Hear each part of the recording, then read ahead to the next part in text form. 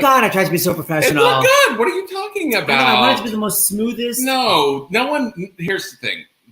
I'm James Wesley. This is my husband, Seth Brodetsky. Welcome to Stars in the House. That is part of the appeal, Seth. It is. That it is not a slick show. This is a show. My hair is so slick. I literally had to put oil in it because it was literally out to here. So I just put all this oil. Look how greasy it is. Look at the greasy. Wow, look at the baldness. Anywho, hey guys, I'm Seth. I gotta be literally back here to look good today. We've been working up until like 5 seconds ago because I have all these ideas for the show and James has been researching. The point is, Seth, James, this is what's the name of the show? Stars in the House. Well, it is, by the way, show number 43 in 3 weeks. So there you go. But it's all good. It's all for the Actors Fund. All these people are volunteering. What do we have to say about it? Oh yes, what is the Actors Fund? The Actors Fund. People, it's such a misnomer. Why do I feel like I'm out of sync? I'm gonna take myself off screen for 1 second. Hold on. What about now? No, am I out of sync? People will tell us. People in comments will tell us. So, I'm out of sync. That's the introduction. So the Actors Fund is for everybody in the business, on stage, off stage, in front of the camera, behind the camera, acting teachers like Gene Cousineau, anybody who needs bucks. Except for maybe, actually, Gene, you know what? No, it's not for him. But it's for anybody else that's legit. Legit acting teachers. Sorry about that. They can go and they can get help because basically nobody is working. And the Actors Fund pays for things like people's rent, people's health insurance, whatever they need. How much money are they giving out per day right now? $250,000 in direct financial assistance to professionals in the performing arts around the country for the most basics of a health insurance premium, as well as rent or finding them a home. Or groceries. So it's amazing. So the fact that people have been watching for 3 weeks, people have been donating. Nobody is working. The fact that people are donating is just incredible. Right. We're astonished every single day. And so far, Seth, I have to look back here. $165,700 has been raised for the Actors Fund. We're talking about, yes, we've gotten some larger donations, but most of that, I sound like a political candidate. Most of it has been from small donations, like $5, $25, $50, and $100. I mean, it's been amazing. All across the world, really. My friend from high school just referenced my old theater teacher in reference to Gene Cousineau. Whitney, that is hilarious. Do not make comments where I can see on YouTube. Sorry, I got thrown. But yes, guys, thank you for all the donations. You go to starsinthehouse.com, donate whenever you can. By the way, we've been finding out we're getting donations like between midnight and 8 because people watch this when it's live, but then they watch it all over the world when they're like not asleep. Right, or the Pacific Coast. Yeah, exactly. It's been amazing. And I say we've got such a great cast here. I say we bring them on. Of course, Dr. LaPook will be with us later on for any updates for today. Yeah, we have a chief medical correspondent. As every show should. Entertainment and chief medical correspondent. Okay, so here we go. Let's go. This is the TV show Barry. James and I are basically obsessed with it. By the way, it's the only thing where I told my sister Nancy about it, and then the next day she'd watch all. She literally watched both seasons.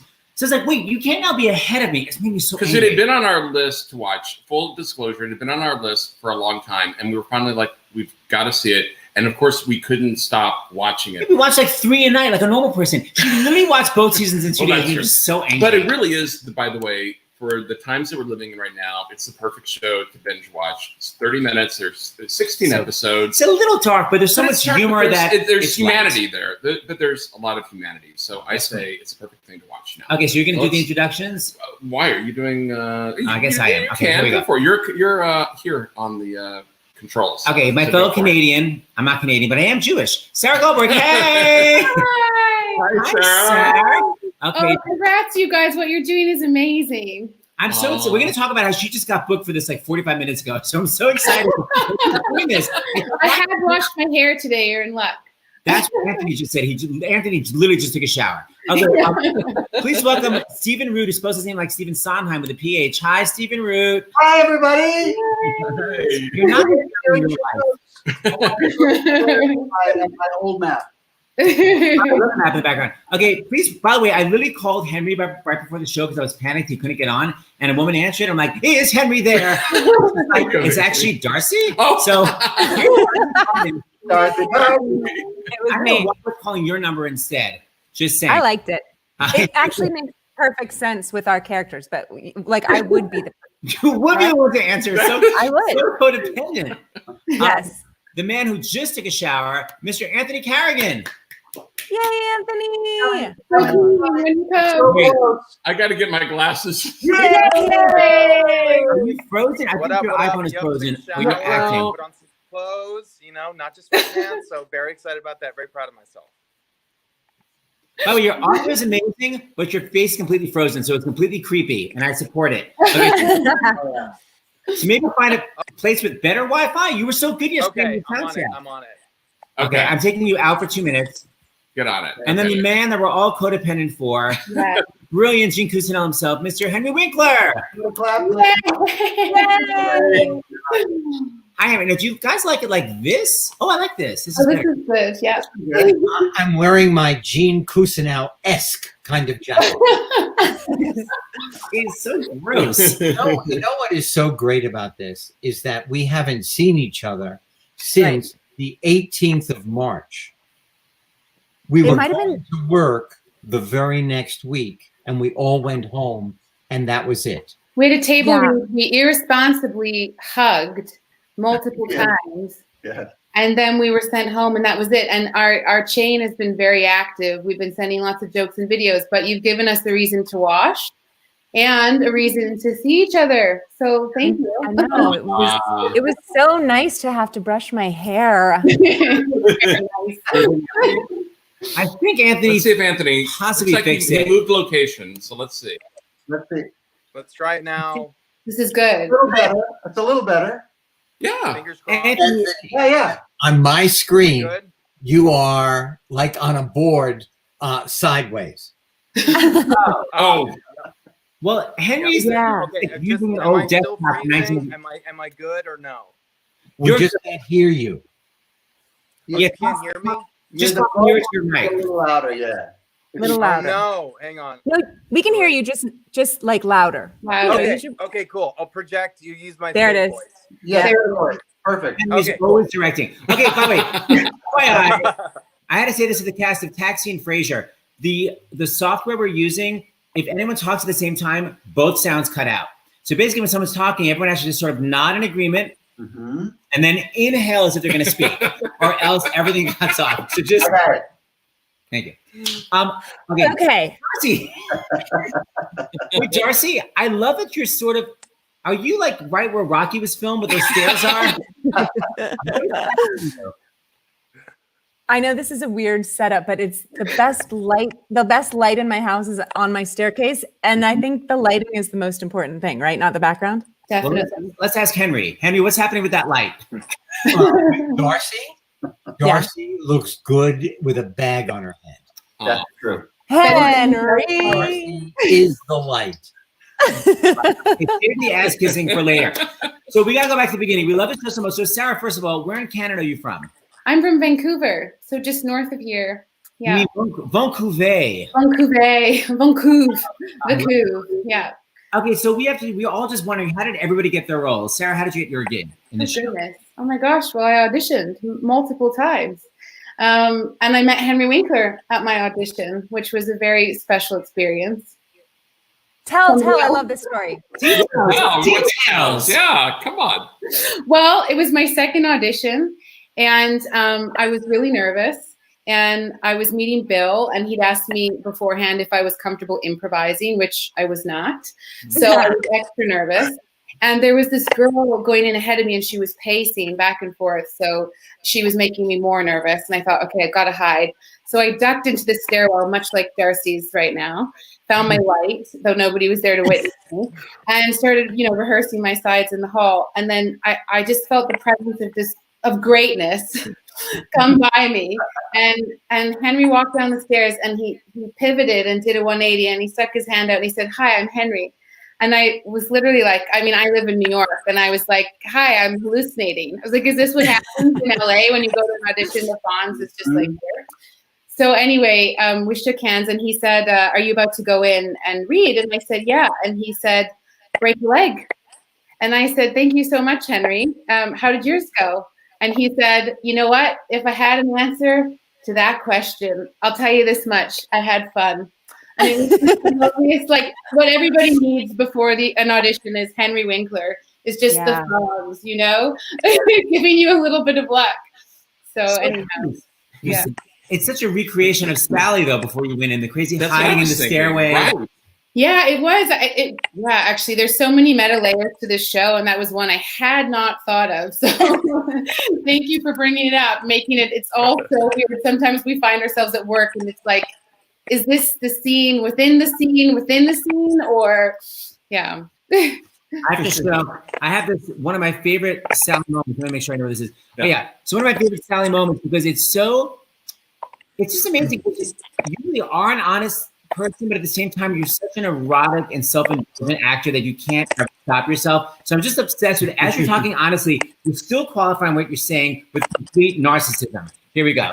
I'm obsessed. I'm terrified, okay? Because my piece is real. It's not a character, it's me. Raw, unapologetic truth with a capital T. I mean, all caps, actually. I'm thinking like a writer now. I mean, this was stuff that I couldn't even talk about without lying. And here I am about to strip naked in front of a bunch of strangers and share something that I am massively ashamed of. Not literally, I don't believe in nudity unless it drives the story forward. Guys, I'm so impressed with your setup. We got, I know. like, pro. That was me a half hour scrambling. Right. And David Cass, that is so hilarious. So that's purely scripted, right? Well, yes, it was sort of a joint effort. Bill is very gracious with his words. I think coming from sketch comedy, he often says, you know, here's the scaffolding and lets us all have our little play with it. So yes, it was a combined effort. But yeah, it was really fun shooting that. We did it in one take and well, we did many takes, but you know, like camera run. So it was a cool experience. It felt like theater, which was really special. Yeah. That was one of the questions I wanted to ask all of you. Is like the characters. They're broad, but there's a realness and a naturalness that we love. So I'm curious, like, what is it when you get the script the first time and then to the end of the episode and you shoot it? Like, how much of it changes? Like, how much input do you guys have in it? Well, I'll just say this, that both Alec and Bill are very generous. And they have enormous structure. They know exactly what they want from each episode. And then in that structure, you've got freedom. If you say something, Bill will burst out laughing on camera and you know it's in. Or he'll say, oh, could you say it this way? Or Alec will come up and say, could you just try it this way? They are unbelievable leaders. They're one head, oftentimes, and one will speak for the other. And if Bill's on camera, then Alec will direct. And it's all, they seem to be very simpatico together. Stephen Root, how did you get the gig? I'm old. To everybody. No, I think it was an audition. I went and auditioned for Bill, but it was very late in the process. They were looking for a Stephen Root type, and it was like, dudes. And we just had a great fun audition, and it turned out to be strange because what I auditioned for wasn't what ended up in the show. We shot the pilot, and the character that I was playing was very much more of a yell, scream guy. And when they saw that, they went, okay, there's nowhere to go from there. So Bill and Alec figured out, well, let's make him a bad uncle, you know, and start out really slow and like, it's okay, I'm going to take care of you, da-da-da. You're a fucking moron! But that's where we'd started with it. And I think it was brilliant that they rewrote it and we got to reshoot it. I mean, it is true, like, he is Barry's closest connection, his most loving friend, and yet he's a horrible, Stephen, you know, your character's a horrible person also. Horrible person. Really the worst. Good to know. Oh, yeah. Dark, you're on like 2 hit TV shows. Isn't that called Every Actor's Dream? And you're sipping tea. I love it. Ginger tea. Yeah. You know what? I was speaking of auditions. I got this gig and the Good Place gig in the same month. Okay, that's wait, hold on. I should have said it better. I should have said I spent an entire lifetime of not getting anything, and then I got these 2 in the same month. So Does that make sense? First big, like, what had you done before TV wise? Just like the best friend that rolls her eyes. Like, what did you done? Always before? rolling my eyes. Like on TV or not on TV? I guess on TV. You know, on TV, small. I had a sort of small reoccurring part on the Comedy Central show Broad City. Highly recommend it in this binging time.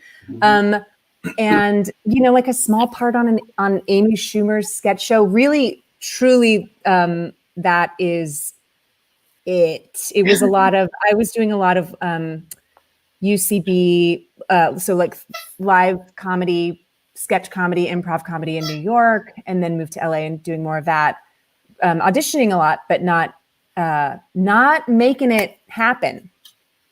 No. And then you were allowed to do both TV shows. They weren't like, you're not allowed to do both.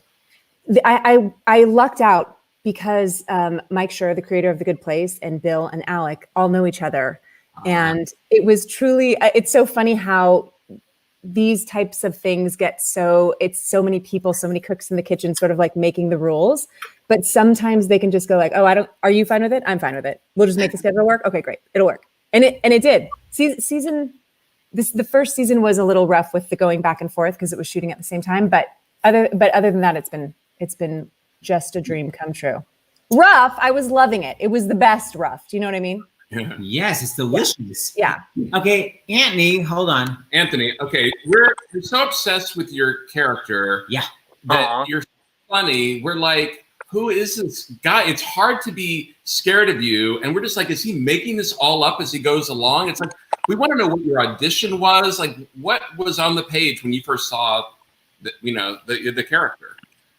Well, the audition itself is actually it's something that's going to make everyone else very angry because I went in one time for Sherry Thomas and Sharon Bialy, best casting directors in the world. Went in one time, and then they showed my tape to Bill, and Bill had actually called me and was like, I was supposed to go in and test, and Bill had said, he was like, hey, you remember when you did that thing? That was really funny. So just do that again and do that thing again. And can you just say that thing again? And nothing kills the performance more than just telling someone what's funny. So I was terrified, but fortunately I went in one time for it, and and that was it. And as far as the character goes, I mean, what was on the page? I mean, you don't get that very often, where you get like a Chechen mobster who's very polite and sweet and thoughtful. So I was just very curious myself as to whether it was going to work, but I don't know. I tried something in the room. I have no recollection of it, but the rest is history, I guess. What's your accent based on? Yeah. I watched a lot of YouTube videos.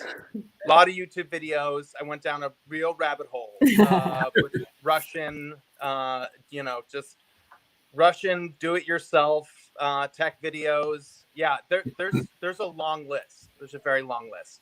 It's an amalgam of just weirdness. Yeah, totally. I mean, as to create a character, I kind of like to just throw a bunch of random stuff in the pot and just kind of give it a stir, and then who knows what really comes out. But it's been an absolute joy, though. For us as well. And Mr. Winkler, this is your first big role ever, right? I waited a lifetime, and then in the same month. Oh. Jesus, you're bragging. That's me.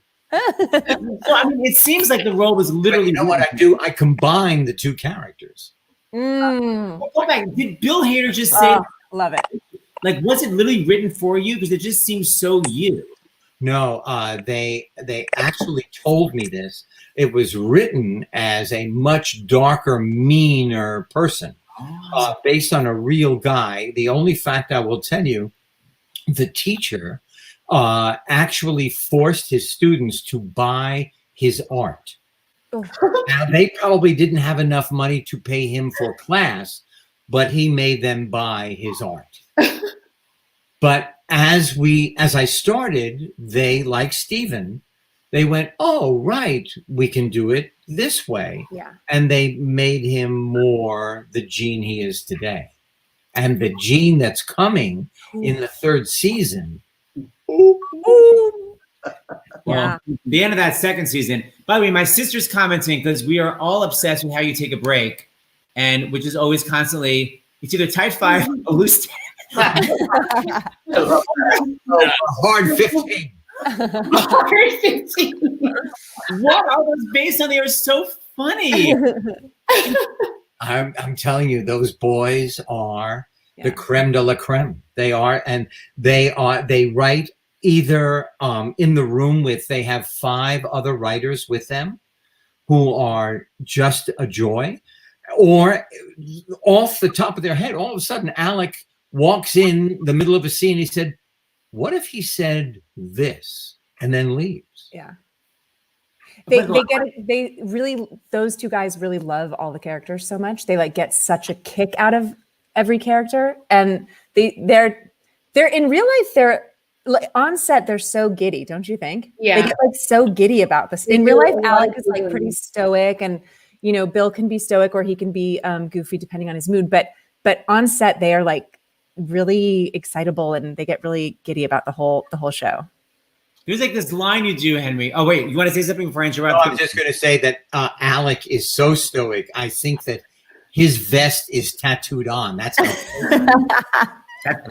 This is one moment I want to show you, but what I love, because what I want to say is that every character, especially if you're in the theater business, they're so real. So I'm going to tell you something that happened in real life, but I want to show you how I feel it replicates it. So there was an actress I knew that was working on Broadway in a show that was a hit. I mean, but everyone's done that. And let's say her name was Lauren. No.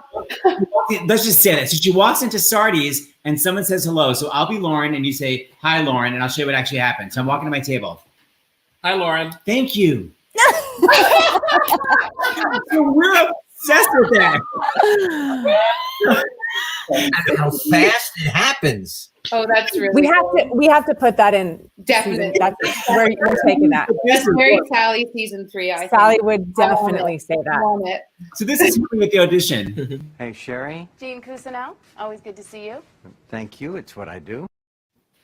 Oh, First of all, always good to see you. That's what I'm here for. What? Like none of it actually makes sense. That scene actually breaks my heart. That scene kills me. Mm-hmm. It's like Eunice in the Mama sketches from Carol Burnett. That's what Henry's character reminds me of. Huh. You know, it's when like she goes to the Gong Show, heartbreaking and yes. real, yeah. Or it's like in the movie Fame when Boyd Gaines is the waiter at the end after being the star student. But by the way, Henry, what's in your book when they're reading the book and it's like Delta Burke, such a bitch to work with? Like, what does it say? It's like some stupid quote about someone that you work with that no one cares about. What is it? Do you remember what I'm talking about? No, I absolutely don't. But here's the thing. I have been there so many times. I have auditioned and just for one line when I first started, and then, oh, okay, thank you so much. Do you want to see it any other way? No, thank you so much. It was a pleasure. Yeah. And then you never hear from them again. We've all been there. Yeah. And then come back. Sure, yeah. Let's bring in Dr. LaPook. We've got to do a medical break for Dr. John LaPook. Cool. Somebody take a tight 5. Such a name dropper. Okay, Stephen Root, I'm gonna go away, and Lady, and good old Henry, and then the fabulous Sarah, and then Anthony, and Dr. John LaPook. Hi guys. Hi, Dr. LaPook. First of all, Dr. LaPook, these are the kind of parents that I have. My stepmother called me 11 in the morning. Hello? Why didn't you tell us you're on TV? Like, I didn't really know we were going to be, and why aren't you more happy about it? So tell us about the amazing CBS piece you did this morning. It was so incredible. Well, did you see it? Yeah, when I got home, we were at the did. vet. So we were at the vet, and we got home, we saw it, but I was like, what are you mad about? But anyway, so go. Talk about it. Wait, is everything okay at the vet? Yeah, our dog has really bad allergies, and we have to get her an They were allergy very shot. good. They were really great. When we got to the parking lot, we called them. They came out, mask, gloves. They actually they had us take off her collar and the leash, Mandy's collar and leash, and then they put a disposable leash on her, and then took her. I mean, they were really. And then the doctor called while we were in the car and told us what was going on. We told her what was going on, and so there was no. I mean, they were super safe because we would not have done it if it weren't. We knew you would have kicked our ASS. But you know, that little description, the collar, the disposable, that's what healthcare workers are going through every minute of every day across the world, certainly across the United States. The mental strain of thinking, okay, I put my gloves on, what did I touch with my hands? Maybe I wiped them off. You know, it's constant, which is as hard as a lot of the physical and mental strain is. You know, it's just that the anxiety of having to pay attention to every detail because you're trying to make sure you don't get something that's invisible. Anyway, that reminds me of that. But why don't you say? I mean, far be it from me to talk about the piece that I did, but I'll set it up for you, which is that the cast of Beautiful and Jason Howland, who's the musical director, decided they were gonna do what they could do. He said it beautifully in the piece. He said, "Look, we're not on the front lines. We're not doctors. We're not nurses, but we can bring people together, and we can give what we give." And the first line of the piece, I loved writing it, you know, because I've been feeling it so much with what we're talking about. The first line was something like, you know, as social distancing keeps us apart, artists around the globe are doing what they always do, bring us together. Right. And the piece is all about the various artists who are doing that, and with a real focus on the fact that Jason got 80 people who were performers on Beautiful, on the Broadway hit Beautiful, about the life and times of Carole King, and did an upbeat, kind of jazzy, you know, little up-tempo version of "You've Got a Friend," which means so much to me, that song. I won't even go into that, but I was a senior in high school. It was a big song for me, so it means a lot for me. And very emotional from when my father died. I remember I played it at the piano and I was singing it with my friend who we sang it in high school. So it has a lot of overtones for me. And Jesse Mueller beautifully spoke about it and kindly agreed to do an interview. And Stokes decided to also talk about what actors do. And anyway, we put it all together. What did you think? And so what did you think of it? We loved it. I mean, it was really beautiful seeing. First of all, the new arrangement was amazing, because normally it's, you know, when you're, it's normally that, but it was like, it was just so sassafras. So the arrangement was great. I loved seeing all the different videos, and it was just a beautiful piece. I mean, I think the most important comment that I've seen today about the whole thing is, Dr. LaPouf, your hair is amazing. It's because I haven't done the YouTube video yet that tells you how to cut it yourself. But Laura Benanti, who was on, I know, Julie. Laura Benanti, who was on a little webcast called Stars in the House. We took a clip from that and talking about her whole effort to have. I mean, how beautiful is that for her to even have that thought that there are all these high school people who are in musicals and they can't perform. She said, "Go ahead, send them to me," and she's watched thousands of them. And then we had the New York Philharmonic and Sunshine songs, exactly. Yeah. Hashtag post the video, and she really watches them, and all these Broadway people watch them. It's talking about that something bad is going on, but people keep finding the positive things within the bad. And then there's you, and then there's you, Maud. We're both Maud. And then there's you guys, James and Seth, and you started this all. Isn't it amazing? You have this little light bulb, and then it goes off, and suddenly it's illuminating so many people. It really is amazing. So we took a little, you know, some stuff from Stars in the House, and hopefully people will, because Stokes, Brian Stokes Mitchell, but you know, he yelled at me. He didn't yell at me. He sternly said, "You got to call me Stokes. If you're my friend, you got to call me Stokes." So anyway, Stokes, he said, he got up there, he talked about how it's not, the Actors Fund is not just for actors, it's for all these other gig workers and the people who do the lighting and the best boy and the best girl and the key grip, whatever those things are. So it's everybody, but of course it's a global thing. I mean, that's this profession and the actors and the people around performing, but of course it's happening in every corner of the United States and the world, and so it's a very universal theme. So at this time when we're all, and Jason Howland, what a beautiful little thought at the end when he said, it was so sweet. He said, "I've been here, 17 days by myself, and I haven't had a hug," you know? So that we'll leave that as a tease. That led to a nice little end of the piece, a little line. It's so beautiful. I mean, the one thing I wanted to say medically is what James and I have really noticed over the last 2 days, after we had Gavin Creel on the show, who had COVID-19, and Laura Bell Bundy, is the symptoms are like all over the map. It used to be like, you have to have the headache, you have to have the fever. I mean, people just have all different things now. It's really interesting. Yeah, we're learning new things. And the latest thing we're learning is neurological symptoms. So people can have encephalopathy, encephalitis. Enceph is like the brain. So inflammation of the brain. You can have confusion. You can have blood clots in the arteries or the veins in all over the body, but also in the head. You can have inflammation in the heart. You can have trouble smelling and tasting. We've heard that you can have diarrhea and, of course, cough and fever and headache. And so sore throat. There's a lot of things. That said, we do want to remind people that about 80% of people have relatively mild symptoms. Yeah. And the thing we keep coming back to, and it's moving forward a little bit faster, I found out today, but this antibody testing that's going to tell us whether or not you had it without realizing it, and therefore might have, little asterisk on the might, we're not 100% sure, might have some immunity or a lot of immunity to it, and therefore could consider going back to work or could consider at least not worrying so much about it, even if you're not a frontline worker. I was thinking anesthesiologists who have to put in the breathing tube, and it's very dangerous to do that. But just anybody who's sitting at home thinking, when am I going to be able to go out? Or as Jason said, when am I going to be able to hug?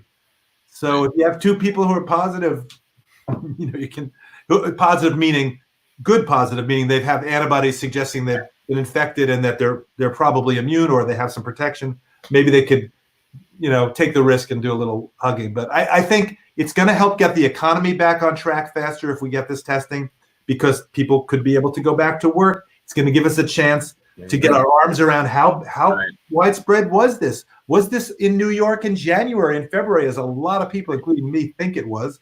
And so are more people immune than we realize? We have to do this on a wide scale, level. But getting back to me, what did you think of the piece this morning? No, anyway, I've gotten a lot of wonderful feedback from a lot of people. And I think, we're at that time where people need some good news. They need a feel-good piece. So for those of you who haven't seen it out there, it's on CBS This Morning. If you go to the web, cbsnews.com, and then it says which show, and you click on CBS This Morning. Or if you just Google LaPook space something, let's see. I think we're going to be able to get the website. Yeah, we'll get the clip on starsinthehouse.com. All right, Dr. LaPook. You're going to come back tomorrow night, right? Yes. Okay. All right. All right, Dr. Book, we love you. See you tomorrow. See you tomorrow. Likewise. Remove from screen.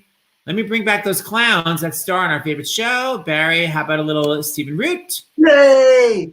Hi, Stephen. a little Hank, as we call him in the business. A little Sarah. Yay. And Scary Anthony. I love it. Okay, hold on. Yeah. Dr. Lapook, we have to ixnay you from the studio. Don't be sad, but we have too many people who slow us down. Trying to slow. Bye, Lapook. Bye, Lapook. Bye, Lapook. We love you, Lapook. Thank you very much. Okay, so Stephen, I gotta just talk about this clip.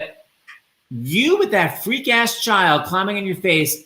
That was it was so over the top, and yet I 100% got it. That actually epitomizes the show where you can't believe it's happening, and yet you believe it's happening. Yeah, she was unbelievable. This little actress. She was unbelievable. So good, right? That was really her crawling around, right? It was really her going up the tree. I mean, she climbed up that. It wasn't a tree, but it looked like a tree later. But she bounded up that thing and up onto the roof. She did that 3 times. Stephen, am I right about this? Isn't she the child of 2 stunt people? Exactly. Is that right? Yes. Amazing. Yeah. How old is she? Oh, we weren't Anthony. How old is she? 11 or 12? Well, Yeah. I think 12. So hold on. So talented. Wait, what's Gosh, that? she was amazing. So by the way, spoiler alert. Hashtag spoiler alert. Well, let's not do too much spoiler alert because people No, it's want to not a big watch. one. Okay. But when you read that moment, when literally, I won't say why it happens, but when your hands were basically glued to the steering wheel, did you go like, this is the, like, I mean, did you die? Like, what was your reaction?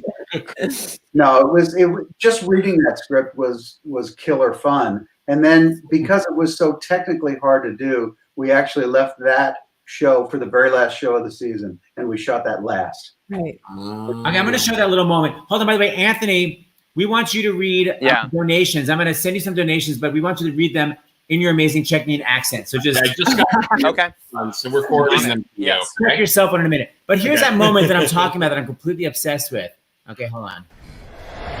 Barry, kill her. Just take her off your face. I can't. Why? Because I superglued my hands to the steering wheel.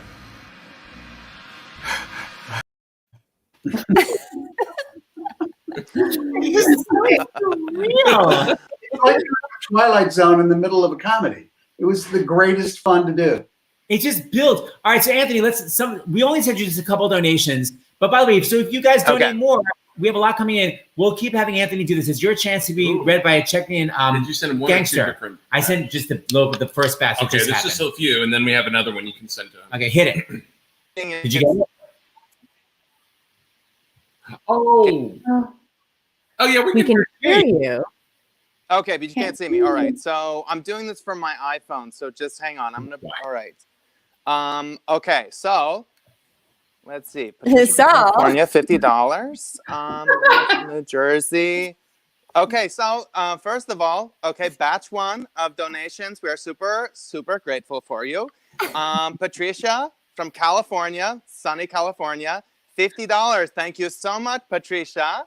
Leonard from New Jersey. Love you, Leonard. $25. Ooh, that's spicy. Anriba from New York. Oh my goodness, so much happening in New York. Best thoughts and wishes to you. Thank you for that donation. Also, Gotti. Gotti rhymes with body. Gotti's coming to us from Pennsylvania. Yes. I wish I could have had my full facial reaction to it, but I'm doing the best I can with limited technology right now. Oh my gosh, no, that's great. So keep doing. I just am obsessed. Like whenever you'll weirdly name drop like a weird American expression, and it's like, how does he know that? Like it's so modern. Like here's it's kind of an art form to just almost get an expression, but just miss it, just get, that's, the Sonny and Cher, that's on you, babe. And he genuinely thinks that he's just nailing it every time. It's so cool. Here's just one moment that I love here.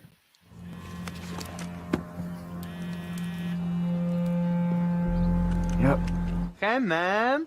Are you seeing this beautiful morning?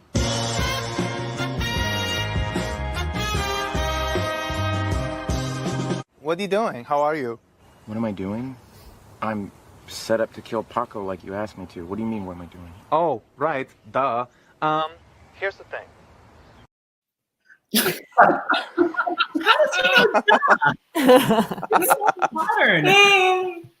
It's so modern. That scene was so much fun to shoot. It was so much fun to shoot. Also, because Bill, he was directing that episode, so he would just kind of he would throw stuff at me, and I just had to have my coffee cup and just be ready for anything at the drop of a dime, which is equal parts exhilarating and terrifying. Give me an example. Like, what would he throw at you? What do you mean? So that, later on in that scene, I'm kind of giving him the breakdown of the DHL that he's going to receive, a bullet in the mail. And Bill's just screaming at me. He's just, cause he's like, oh, you big bald fuck. Don't do this to me. Don't do this to me. And honestly, each time he came at me with just more and more elaborate offensive language, and I just had to smile and just come right back at him. So, Bill likes to keep us on our toes, but he never throws us anything we're not completely, prepared for. I have a question just as a fan. You're not always in one episode, you're not all in the same scenes, right? So, but do you have a table read so you see each other at the beginning? What's funny is that watching that scene just reminded me when we do our table reads and we get to see all of us, we celebrate and we hug each other and we're always so happy to see each other. But also in the script, when it gets to the title, when it says the songs, I don't know what it says in the script, like opening your and Barry titles, everybody Everybody goes.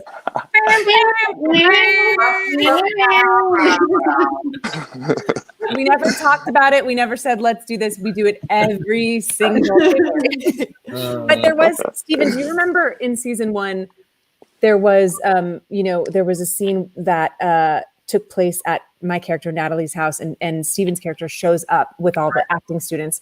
And it was the first time that the acting class got to be, they all came together, right? Yeah, got to be in a scene with Stephen. And it was, so much of what happens for actors, like on set, happens obviously like at Crafty or hanging out in your chairs and stuff. So we got to actually hang out with Stephen on set, and it was really exciting to just, just to be together, because we had it's so fun for me to see everybody in the world, because the worlds, most of the times don't connect. Right. That was a shock. When we first read all the scripts together, we went out to lunch together. We enjoyed each other. We shared respiratory drops with our shared French fries. And then it never dawned on you, but you never saw them again. Until the end of last season, I never saw Stephen on set. They truly kick us out of the table reads because we stay so long. They say, you guys, you really have to go now. You have to leave, because we just sit around and listen to each other's hands. We get booted out. Yeah. Yeah. But we make an effort to try to get together when we can. But we love each other, and there's like this huge divide. And then like our crew goes off for the other half of the show. They go off to these crazy locations like the desert, and we're just in this lovely cozy theater. So they come back like sunburned, burned, and they have these like war stories, and we're all just like transparent and tight. Going, what were you guys up to? Oh, Henry, you should tell them about Big Bear. Yeah. About where? Big Bear. When Henry yeah. Oh yeah. Yeah, that was fun. Big Bear is where my Gene Cousineau's house is. And it is way, and the Yiddish expression is Ek Welt, which is the end of the world.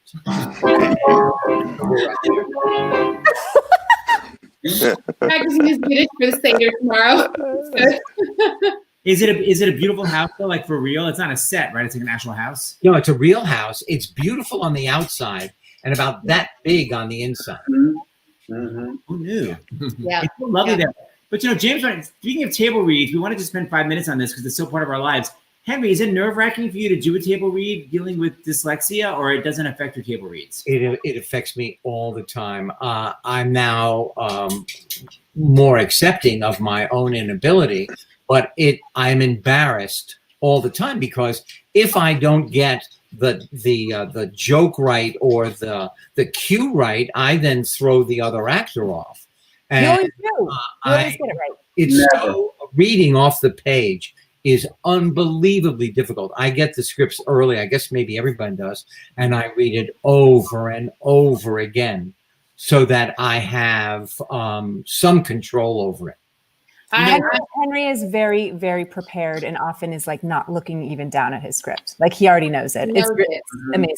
And he's also, because I usually get to sit next to him in the table read, which makes me very happy. And he's so present with all of us. Like he's so in the scenes that he's just such a joy at a table read, because you feel like you're a few steps ahead once you look into his eyes. He's just so present, and he knows exactly what he's doing. And so, yeah, it's extraordinary, actually. But inside, I am terrified. That's a typical. No. But isn't that just table reads though? I mean, table reads are now like, I don't know. They used to be like just really chill, and they are chill for the most part. But I feel like table reads are, they're a little anxiety producing, Like I know people who have lost jobs from doing a table. Sure. I mean, it's nuts. Yeah. You know what is interesting is to watch Stephen, because Stephen's hand has a pen. Yeah. And while he's reading, he's doodling at like supersonic speed with the language and the energy of what he's doing. It's like a brilliant to watch. No, that's because I'm terrified as you are, Henry. It's just you're trying to be prepared. That's all. Henry, when you were a kid, because you went to the same elementary school our kid went to, PS 87. Right. She was also dyslexic and she wasn't diagnosed. What was your academic ranking when you were a kid? Honest to God, I'm in the bottom 3% academically in America. And people get 200 points on their SATs for just spelling their name correctly. Right. I got 135 over my name in math. I believe it. And it, the problem is dyslexia is not diagnosed. So this whole time you just thought you were not bright or not intelligent. I mean, what did you? I was told I was not bright. My parents were really so supportive in that area. They would call me dumb dog, but it just charming people. I mean, it stays with you to this day, like you said. I mean, even with an Emmy Award, even though you have the loving support of all the cast, it's still there. It absolutely is, because it's almost, like the duckling that kind of bonds with the mother and follows the mom. You are told early enough. That's why to every human being I've ever met, I always say you cannot joke with a child about saying you're stupid. You should know that by your age. Don't be a moron, because a child will go, oh my gosh. What are they saying? Maybe I am. Maybe that's who I am. Mm-hmm. And you don't forget it. When did you finally find out that the reason you had trouble reading was because you were actually dyslexic? How old were you?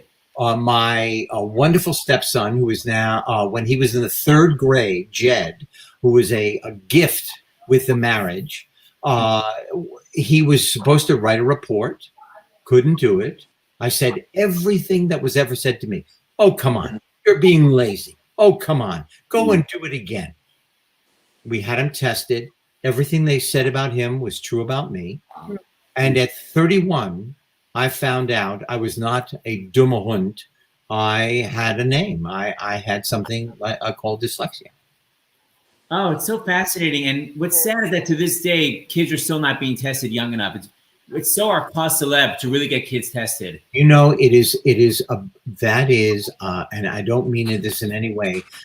I spoke to politicians because I speak publicly, and the local senator is there from West Virginia.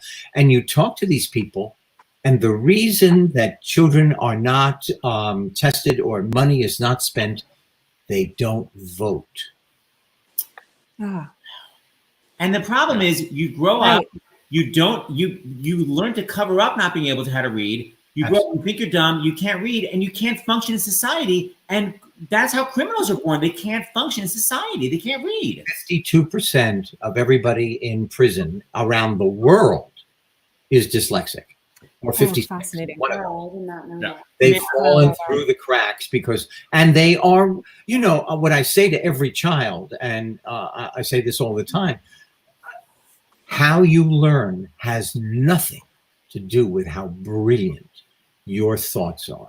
Mm-hmm. How brilliant you are, because I'm living proof. I was told I would never achieve, and I get to spend my time with these incredible human beings. It's such a great story. Okay, well, we will be in touch because we have a lot to say about it. Just for 5 seconds, I want to talk about your character again. I'm just obsessed with haughty theater teachers that know everything and yet know nothing. I'm just obsessed with this. Hold on. I'll be there 9:45 to warm you up. Wait, you're gonna come with me? Absolutely. Every actor who's got a first audition brings a scene partner. Really? Since Shakespeare. I'm going to get in that room any way I can. It's so hilarious and desperate. Okay, we have another batch coming. Oh, is it batch 3? Yeah. Okay, yeah, Anthony. I'm gonna send it. Okay. All right. I'll try to memorize them real quick and then come back, in the flesh. Whoa. Wow. You are the Henry Winkler. Hold on one second. With the full preparation. Yeah, send it my way. There it is. Okay. Okay, let me ask Stephen, what's been your favorite moment to film that you're like, I'm obsessed with this moment? The most fun I had probably in the first season was while Bill was standing out on the hallway, I was getting beat up inside. One of the takes that I did in that scene, I kept screaming out, Bill, instead of Barry. He was nodding and saying, no, it's it. Speaking of being beaten up, Yeah. Darcy, how about your amazing fight choreography I just found? Look how amazing Darcy was learning.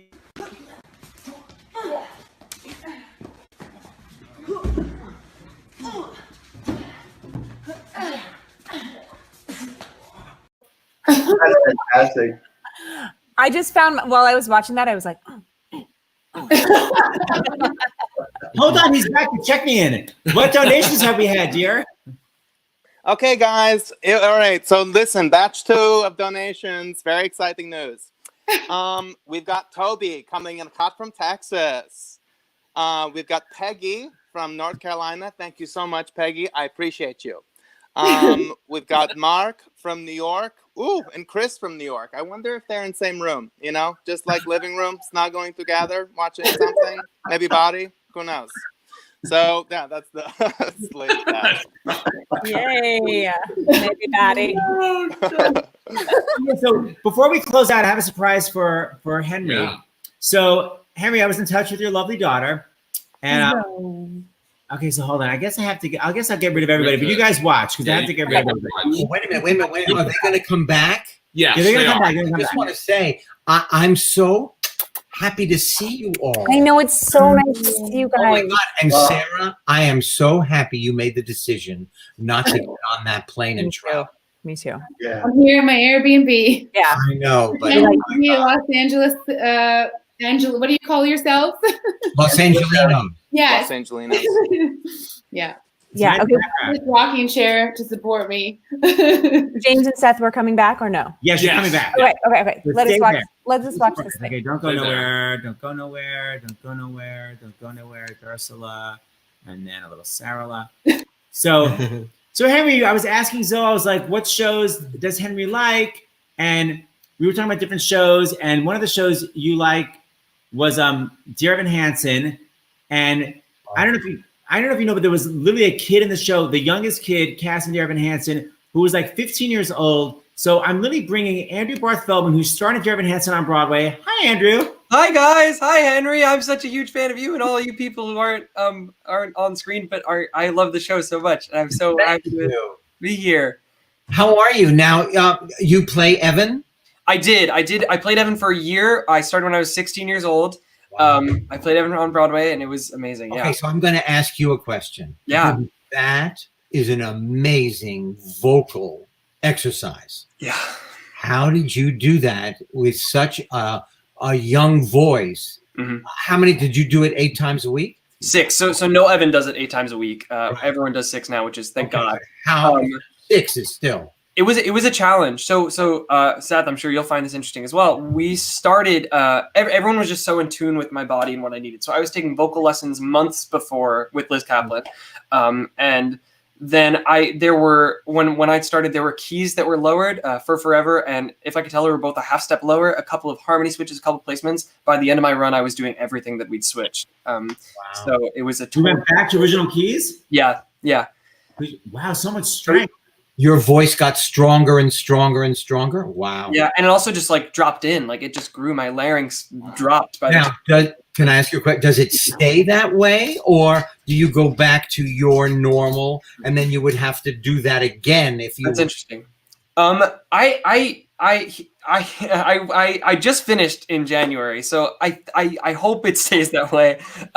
I think it is. The lessons I've learned on how to use my voice. It was also very specific to that material, a lot of it, and kind of I've talked to a lot of Evans, and what everyone's found is that like by the end you're so good at singing these songs and you can't sing anything else. So it's all such a learning process, but Okay. I'm so thankful for that. I only have one more question. Yeah. Just one more question. So you're sitting on your bed. Yeah. The play opens. You sing that first song, and you tear the roof off the. What is that for a young man? For that opening night, your opening night, and that's the reaction that you get at 15. So there were over 500 people in the audience that I knew. It was all people that I knew, and they were all there to support me. But that night I actually dumped so much adrenaline that I called out my first Sunday, and I only did it once more, pretty much the entire run, but I called out my first Sunday because I didn't have any left. My body absolutely crumbled. It was the most magical night of my life. It was incredible. Wow. Yeah. But Henry, it's interesting you mentioned that first song because Andy would like to do something. I'm gonna sing a little song if that's all right. I'm very nervous about it, and I always was every single night singing it on Broadway. But here's a little song that I'm gonna sing right now. Okay. This is Waving Through a Window. This is that song you mentioned. I've learned to slam on the brake before I even turn the key, before I make the mistake, before I lead with the worst of me. Give them no reason to stare, no slipping up if you slip away. So I got nothing to share, no, I got nothing to say. Step out of the sun if you keep getting burned. Step out of the sun because you've learned, On the outside, always looking in, will I ever be more than I've always been? 'Cause I'm tapping on the glass. I'm waving through a window. I try to speak, but nobody can hear, so I wait around for an answer to appear while I'm watching people pass. I'm waving through a window. Can anybody see? Is anybody waving back at me?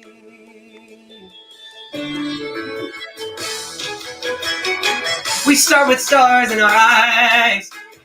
We start believing that we belong, but every sun doesn't rise, and no one tells you where you went wrong. Step out of the sun if you keep getting burned.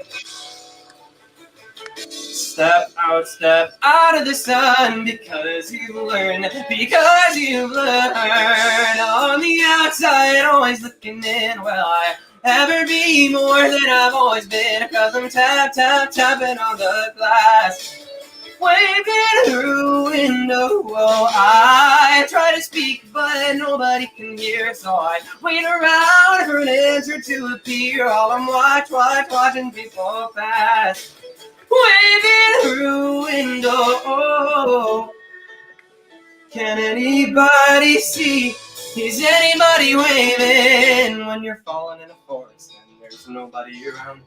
Do you ever really crash or even make a sound when you're falling in a forest and there's nobody around? Do you ever really crash or even make a sound when you're falling in a forest and there's nobody around? Do you ever really crash or even make a sound when you're falling in a forest and there's nobody around? Do you ever really crash or even make a sound? Did I even make a sound? Did I even make a sound? It's like I never made a sound. Will I ever make a sound? On the outside, always looking in, will I ever be more than I've always been? 'Cause I'm tapping on the glass. Waving through a window, I try to speak, but nobody can hear, so I wait around for an answer to appear while I'm watching people pass. Waving through a window. Can anybody see? Is anybody waving back at me? Is anybody waving?